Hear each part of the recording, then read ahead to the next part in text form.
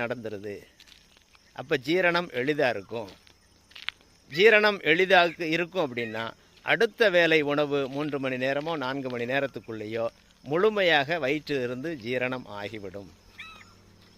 அன்பு உறவுகளே, இனிமேலாவது இந்த அவசரமான உலகத்தில் அவசரமாக எடுத்து நாம் உணவை காய்கள் எடுத்து போடாமல் கொஞ்சம் கொஞ்சமாக, ஏன்னா வாழ்கிறது உணவுக்காக.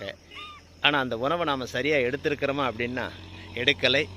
எனவே அன்பு உறவுகளே, இனிமேலாவது சாப்பிடுகின்ற நேரத்திற்கு ஒரு 5 நிமிடம் ஒதுக்கி சாப்பிட்ற வேலையை மட்டும் சாப்பிட்ற நேரம் பார்த்து நல்லா சாப்பிடுவோம், மென்று சாப்பிடுவோம், அதை ரசித்து ருசித்து சாப்பிடுவோம்.